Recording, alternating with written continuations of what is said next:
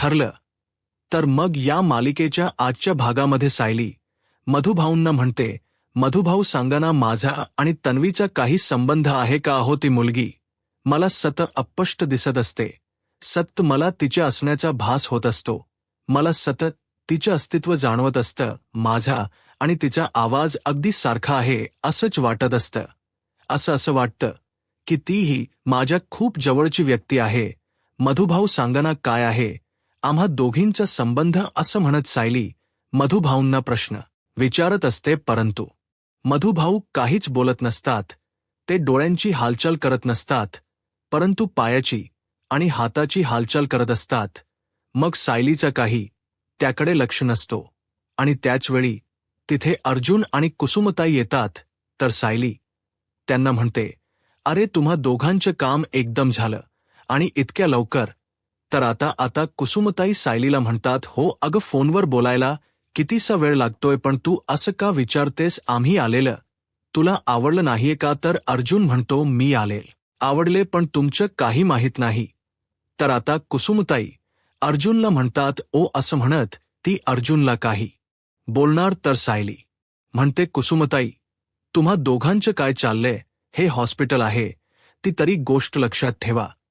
तर त्याचवेळी आता त्या ठिकाणी नर्स येतात आणि अर्जुनला म्हणतात, सर जरा फाईल देता का? आणि तुम्ही दोघे जरा बाजूला राहता का?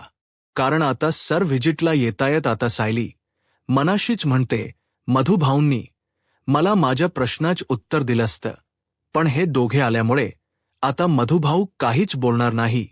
मला कसं कळणार की माझा आणि तन्वीचा काय संबंध आहे?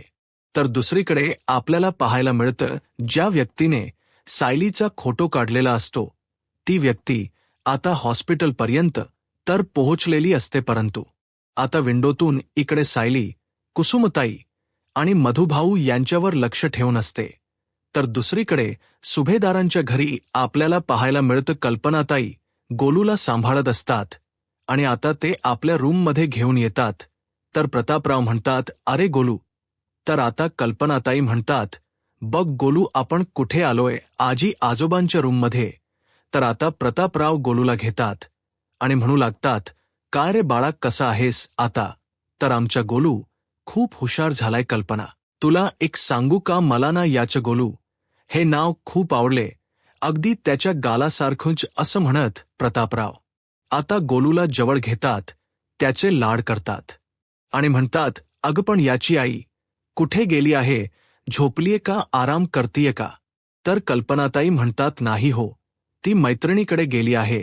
प्रतापराव म्हणतात, मैत्रिणीकडे? तर कल्पनाताई म्हणतात, हो ना, म्हणजे अस्मिताच काय चालू आहे ना? मला तर काहीच कळत नाही. म्हणजे बघा ना, काल ती डॉक्टरकडे जाते असं म्हणून गेली आणि खूप उशिरानंतर घरी आली. आज ती जात होती मैत्रिणीकडे. मी तिला काय म्हणाले, मी सुद्धा येते, आपण गोलूला घेऊन जाऊ. तर म्हणाली, नाही, नको, तिचं काय चालू आहे मला खरंच काही कळत नाही. प्रतापराव म्हणतात, कल्पना, तू काळजी करू नकोस, अस्मिता आली ना की मी तिच्याशी बोलेन. तर कल्पनाताई म्हणतात की हो, तुम्हाला बोलावं लागेलच, तुम्ही जरा तिच्याशी बोला. अहो, गोलू किती लहान आहे, या लहानपणी त्याला तिच्या आईची गरज आहे, परंतु अस्मिताच मात्र काहीतरी वेगळंच चालू आहे. मला तर काहीच कळत नाही. एकीकडे अस्मिताच तर अश्विनच, दुसरंच स्टोक. कोणाशी काही बोलायचं नाही, फक्त घुसमटत राहायचं. खरं तर त्या मुलीने अश्विनच्या आयुष्याची वाट लावली आहे. आता प्रतापरावांना सुद्धा अश्विनची काळजी वाटत असते. तर प्रतापराव कल्पना ताईंना म्हणतात, कल्पना, या सगळ्यातून अश्विनला सावरायला खरंच थोडा वेळ लागेल. तर कल्पना ताई म्हणतात, किती वेळ लागेल देव जाणू, परंतु अश्विनने लवकर सावरायला नको का? अस्मिता नाही का सावरली? तर प्रतापराव म्हणतात, अगं, अस्मिताची बाजू वेगळी आहे, कारण अस्मिता कुठल्याही संकटाला अगदी धैर्याने तोंड देणारी आहे. म्हणजे कुठल्याच गोष्टीचा जास्त काळ ती विचार करत नाही आणि म्हणूनच ती लवकर या सगळ्यातून बाहेर पडली. पण अश्विनचा तसं नाहीये, तो मनाने खूप हळवा आहे. तो या सगळ्या गोष्टीचा अगदी खोलवर जाऊन विचार करतो. तो तितका कणखर नाहीये. खरं सांगू का, अश्विनला कुठेतरी कणखर करायला मीच कमी पडलो असं कधी कधी मला वाटतं. अश्विनची खरंच खूप काळजी वाटते मला. बाप म्हणून मी तर कुठे कमी पडलो नाही ना हाच प्रश्न सतत मला सतावत असतो. आणि या सगळ्याचे परिणाम तो आता भोगतोय असंच मला वाटते.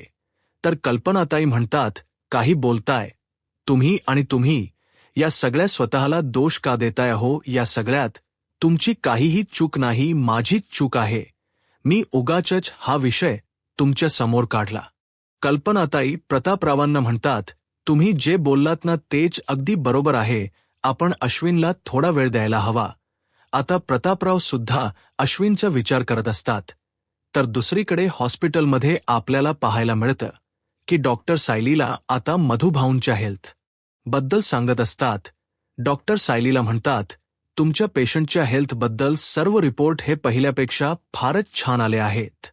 आणि त्यांचे जर अशीच प्रगती होत राहिली तर लवकरच या सगळ्यातून ते बाहेर येतील, लवकरच ते बरे होतील. आणि हे ऐकल्यानंतर सायली खुश होते. आता डॉक्टर तिथून निघून जातात.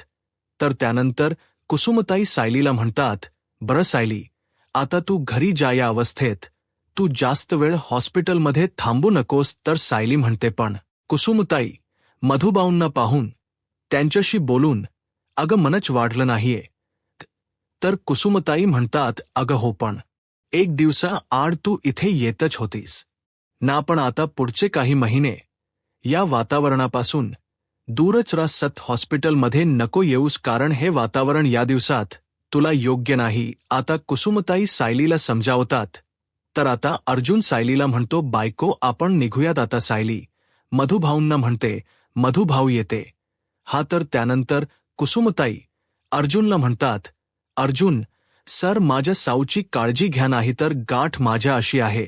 तर अर्जुन म्हणतो, नाही, तुम्हाला घाबरतो ना म्हणूनच तर मी तिची काळजी घेतो, येतो हा. असं म्हणत आता सायली आणि अर्जुन तिथून निघून जातात. तर आता कुसुमताई मधुभाऊ सोबत असतात. परंतु त्यावेळी त्यांच्या लक्षात येतं की सायलीला त्यांनी पौष्टिक लाडू बनवून आणलेले असतात आणि ते तर द्यायचेच राहिलेत. कुसुमताई म्हणतात, अरे देवा, सायलीला पौष्टिक लाडू तर द्यायचेच राहिले. मधुभाऊ मी आले असं म्हणत आता कुसुमताई तिथून बाहेर पडतात. आणि जी व्यक्ती मधुभाऊंवर लक्ष ठेवून असते त्या व्यक्तीला आता संधी मिळालेली असते. कारण मधुभाऊ सोबत कोणीच नाहीये हे त्यांनी पाहिलेलं असतं. आणि ती व्यक्ती मास्क लावते, गॉगल लावते आणि कोणाला काही कळू नये म्हणून आता सर्वांच्या नकळतच ती मधुभाऊंच्या रूममध्ये येते. आता संधीचा फायदा घेत आता मधुभाऊंना मारण्याचा ती व्यक्ती प्रयत्न करते आणि मधुभाऊंचा ऑक्सिजन मास्क काढून टाकते.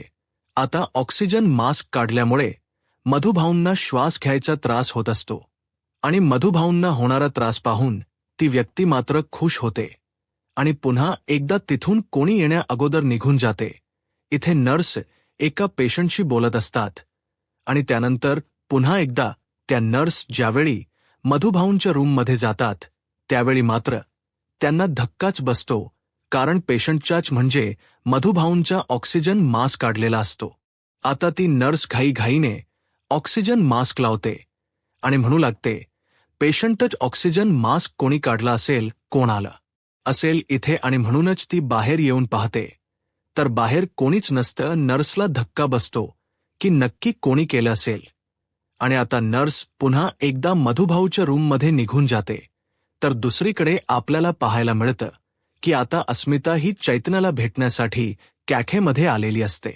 ज्यावेळी चैतन्याला म्हणते की मी जॉब करणार आहे, हे ऐकून चैतन्य म्हणतो, म्हणजे अस्मिताई, आता तू जॉब करणार आहेस, हे सगळं काही तुझ्या अचानक कुठून आल डोक्यात? तर आता अस्मिता म्हणते, नाही रे चैतन्य, अचानक नाही, पण गेले काही दिवस मला या गोष्टीचा विचार सतत सतावतोय. म्हणजे सतत मला एका गोष्टीची जाणीव होते की मी आता कोणावर तरी डिपेंड आहे. म्हणजे बघ ना, लग्ना अगोदर डॅडवर डिपेंड होते आणि लग्नानंतर सचिन आणि डॅड या दोघांवर डिपेंड होती. आता नाही, आता मला स्वतःसाठी काहीतरी करायचंय आणि थॉक्स टू सचिन, म्हणजे आता मला माझ्या बाळासाठी आणि माझ्यासाठी काहीतरी करायचं आहे. आणि ती संधी मला मिळतीये. पण चैतन्य, मला सगळं करायचं आहे रे. तर आता चैतन्य म्हणतो, अगं पण गोलू अजून छोटा आहे ना, त्याला तुझी गरज आहे. मग जर तुला नोकरी मिळाली तर गोलूला सोडून तू कामावर कशी जाशील सांग बरं. तर अस्मिता म्हणते, अरे एकटीने हे सगळं काही कसं मॅनेज करायचं हेच तर मला शिकायचं आहे.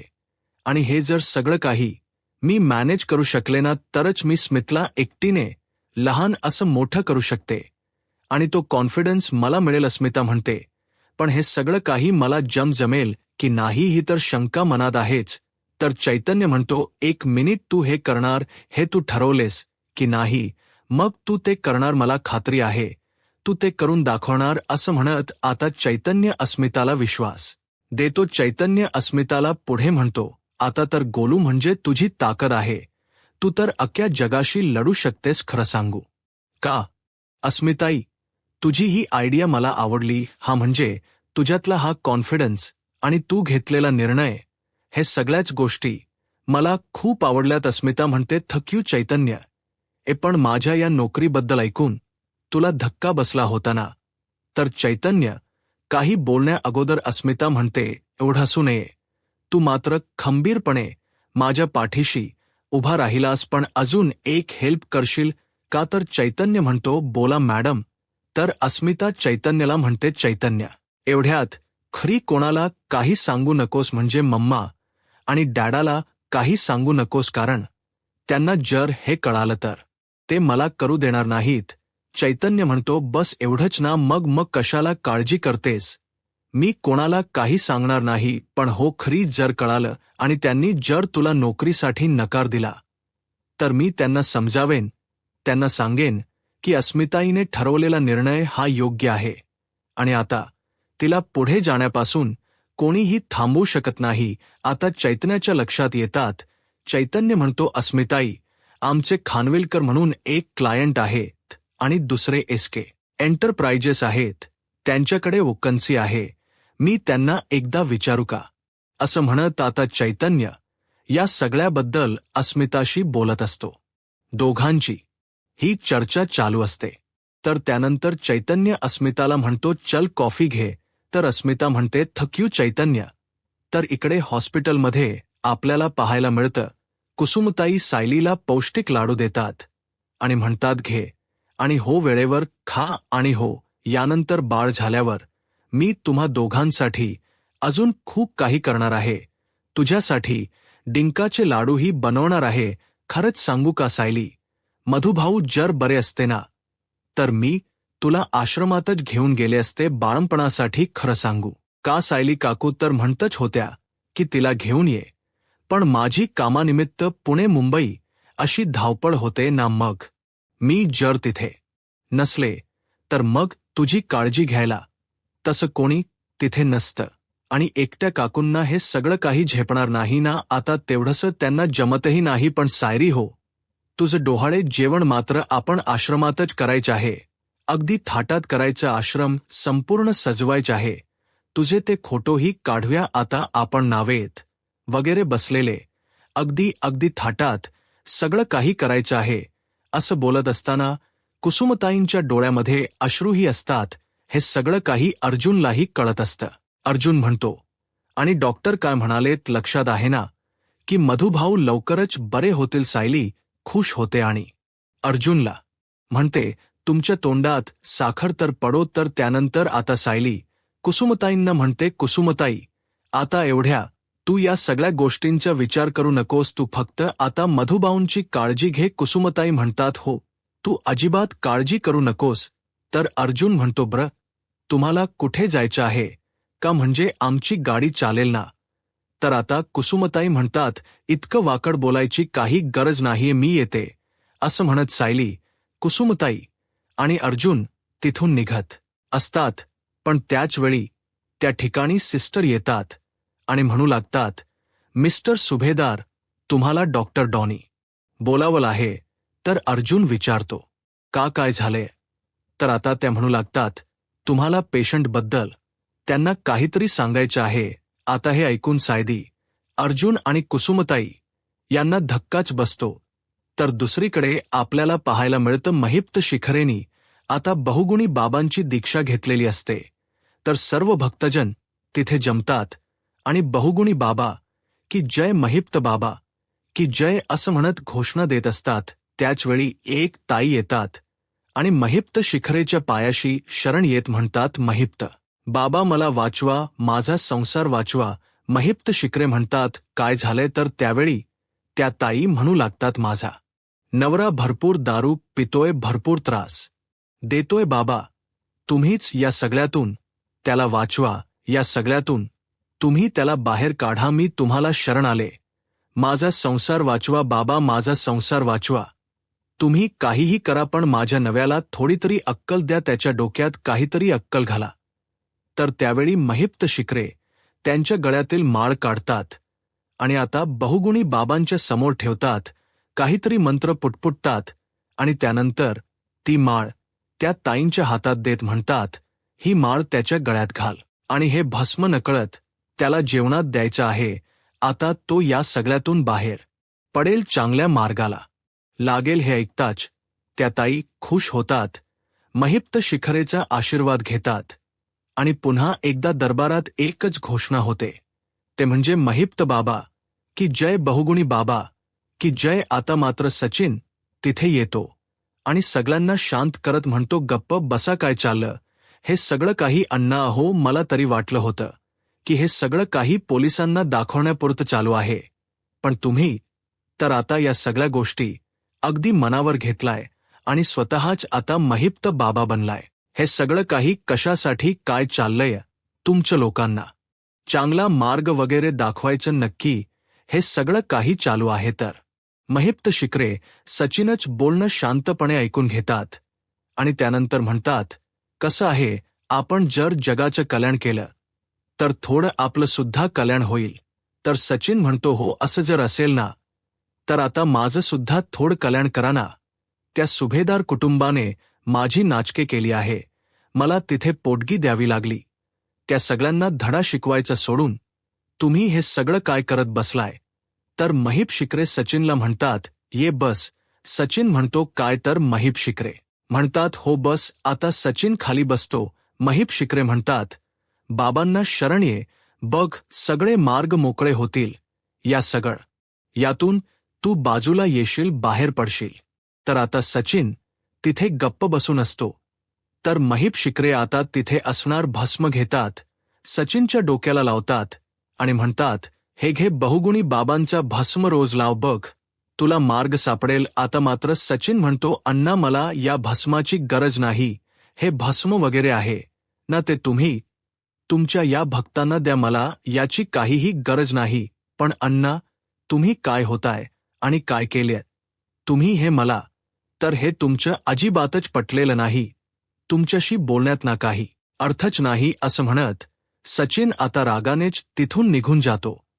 तर आता महिप्त शिखरे सर्व भक्तांना हाणतात. आजची पिढी बाकी काय कितीही समजावलं तरी सुद्धा यावरती विश्वास नाही ठेवणार, परंतु सर्वांनाच महिप्त शिखरेच बोलणं पटत असतं, अनुभव येत असतात आणि म्हणूनच सर्वजण बहुगुणी बाबा की जय, महिप्त बाबा की जय अशा घोषणा येत असतात.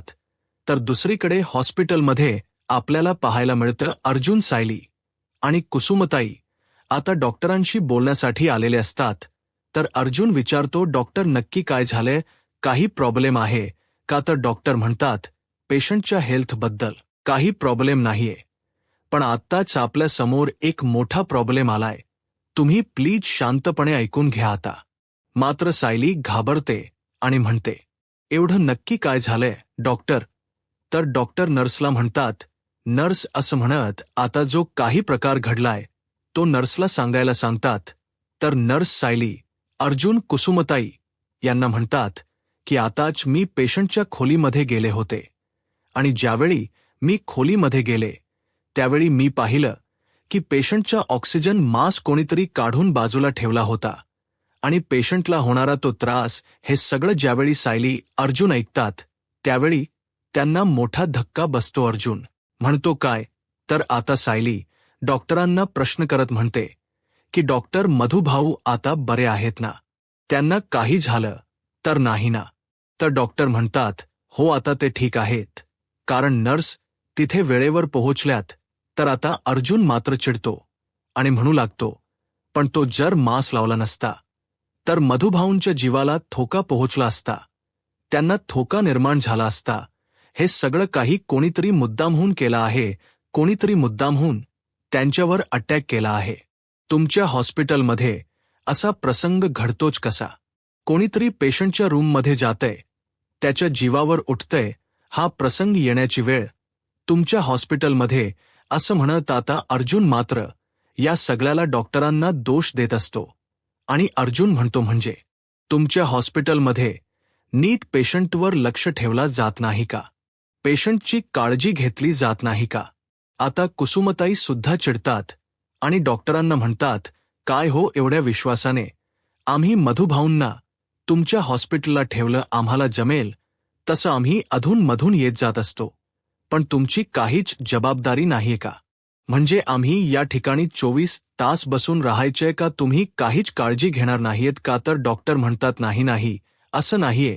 तर सायली सुद्धा खूप चिडते आणि म्हणू लागते, मग कसं आहे सांगा ना. आता तुम्हीच म्हणालात ना की मधुभाऊंच्या जीवाला धोका आहे. कोणीतरी त्यांचा जीव घेण्याचा प्रयत्न केलाय. मग आम्हाला त्यांची काळजी नाही का वाटणार? कुसुमताई म्हणतात, या अगोदर मधुभाऊंवर हल्ला झाला आणि म्हणूनच त्यांना इथे घेऊन येण्याची वेळ आली आहे. आणि तुम्ही इथे पुन्हा एकदा त्याच्यावर हल्ला झाला. हे सगळं काही कसं घडू शकतं? तर अर्जुन म्हणतो, तुमच्या हॉस्पिटलमध्ये पेशंट सेफ नाहीये. तुमच्या हॉस्पिटलमध्ये तुम्ही पेशंटची काळजी घेऊ शकत नाही, म्हणून मी तुमच्या हॉस्पिटलवर केस करू शकतो. तर डॉक्टर अर्जुनला म्हणतात, हे बघा, आमच्या हॉस्पिटलमध्ये पेशंट सेफ आहे. आम्ही त्याची काळजी घेत असतो. पण प्लीज तुम्ही केसबद्दल वगैरे असं काहीही बोलू नका, कारण या सगळ्यामध्ये आमचा काहीही दोष नाही. तर आता अर्जुन म्हणतो, मग कोणाचा दोष आहे? पेशंटच्या रूममध्ये एखादी व्यक्ती जाते, मग सिक्युरिटी कुठे आहेत? म्हणजे सिक्युरिटी तुमचे लक्ष ठेवत नाहीयेत का? त्यांचं व्यवस्थित लक्ष नाहीये का? तर अर्जुनला डॉक्टर म्हणतात, हे बघा, हे सगळं काही कोणी घडून आणलंय हे शोधण्यासाठी आम्ही तुम्हाला नक्कीच मदत करू. आपल्या हॉस्पिटलमध्ये सीसीटीव्ही फुटेज आहेत. आपण ते सीसीटीव्ही फुटेज बघूयात ना. तर अर्जुन म्हणतो की मला आत्ताच्या आत्ता सगळे सीसीटीव्ही फुटेज बघायचे आहेत. मधुभाऊंचा ऑक्सिजन मास्क करणारा तो व्यक्ती कोण होता हे मला आत्ता बघायचं आहे. डॉक्टर अर्जुन सायलीला म्हणतो, सायली, मी एक काम करतो, इन्स्पेक्टर सावंतांना इथेच बोलावतो आणि मधुबनवर झालेल्या अटॅकची फाईलही आणायला सांगतो. म्हणजे आता कळेल की या दोन्ही अटॅकमध्ये नक्की कोणाचा संबंध आहे. आता अर्जुन लगेच इन्स्पेक्टर सामंत यांना फोन करायला घेतो. तर दुसरीकडे महिप्त शिकरींच्या घरी आपल्याला पाहायला मिळतं की इथे सचिन साक्षीला व्हिडिओ कॉल करतो आणि म्हणू लागतो, साक्षी, अगं तुझे हे अण्णा आहेत ना, त्यांना वेड लागलाय. वेड? अगं कोणते? बहुगुणी बाबा. मला तर त्यांच्याबद्दल काहीच माहीत नाही, पण त्या बाबांचं भूत मात्र अण्णांच्या डोक्यात चढलंय. ते स्वतः आता महिप्त बाबा म्हणून फिरतायत आणि आता तर काय लोकांना उपदेश देतायत. अगं मला ज्यावेळी अर्जुनने हरवलं ना, त्यावेळी मला असं वाटलं होतं की महिप्त शिकरे म्हणजेच आपले अण्णा पेटून उठतील आणि अर्जुनला धडा शिकवतील, पण नाही, तसं तर काहीच घडलं नाहीये. उलट ते माझ्याकडे आलेत आणि मला काय म्हणालेत माहीत आहे का? जर कोणी आपले डोळे खोडलेत आणि जर आपण त्याचे डोळे फोडलेत तर मग सगळं जग आंधळ होईल, असं म्हणत त्यांनी मलाच उपदेश दिला. वाह, म्हणजे साक्षी, आता मी डोळे बंद करून बसायचं आहे का? असं म्हणत सचिन चिडलेला असतो. त्याची चिडचिड होत असते. तर साक्षी सचिनला म्हणते, सचिन प्लीज तू अगोदर शांत हो. सचिन, अण्णांबद्दल मी एक गोष्ट तुला सांगेन. अण्णांनी जर एखादी गोष्ट ठरवली ना तर त्यामध्ये कोणताही बदल होत नाही. आणि हो, आता तुला जर सुभेदारांचा सूड घ्यायचा असेल ना तर तुला आता अण्णांची कोणतीही मदत होणार नाही. त्यामुळे सचिन, आता तुला जे काही करायचं आहे ना ते तुलाच करावं लागेल. तर आता सचिन म्हणतो, साक्षी, अगं मला तर त्या घरामध्ये एंट्री सुद्धा नाहीये. मग आता मी हे सगळं काही कसं करणार आहे? तर साक्षी सचिनला म्हणते, एक व्यक्ती आहे जी तुला मदत करू शकते. सचिन म्हणतो, कोण? तर साक्षी म्हणते, प्रिया सुभेदार म्हणजेच बबली लोखंडे. सचिन म्हणतो, ती आणि मला मदत करणार आहे. ती आता स्वतः जेलमध्ये सडते आणि ती काय मला मदत करणार आहे? तर साक्षी सचिनला म्हणते, प्रिया स्वतः जरी सुभेदारांचा बदला घेऊ शकली नाही तरी सुभेदारांची प्रत्येक दुखीनच तिला माहीत आहे. त्यामुळे तिला सुद्धा सुभेदारांचा बदला घ्यायचाच असेल. ती सुद्धा या क्षणाची वाट पाहतच असेल. तिला सुद्धा कोणाच्या तरी साथीची गरज असेल.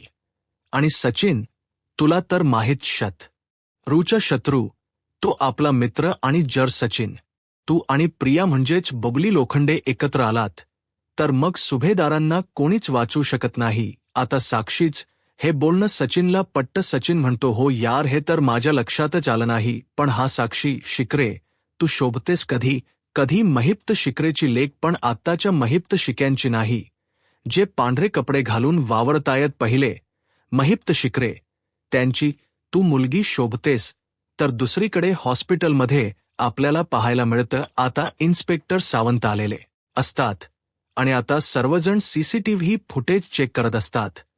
पण त्या सीसीटीव्ही फुटेजमध्ये आता हे दृश्य ये दिसतं की सायली, अर्जुन, कुसुमताई मधुबांशी बोलत आहेत आणि त्यानंतर ते तिघही तिथून बाहेर पडतात. कुसुमताई तिथेच असतात आणि त्यावेळी कुसुमताई सुद्धा लाडवाचा डबा घेऊन बाहेर पडतात आणि त्यानंतरच मात्र फुटेज गायब असतं. त्यामध्ये फक्त काय कडले काहीच दिसत नाही, पण नर्स मात्र येऊन मास्क लावतायत एवढं दिसतं. तर आता पोलीस हे सगळं काही फुटेज पाहतात. अर्जुन म्हणतो, हे कसं शक्य आहे? मग हे नक्की कोणी घडवलं?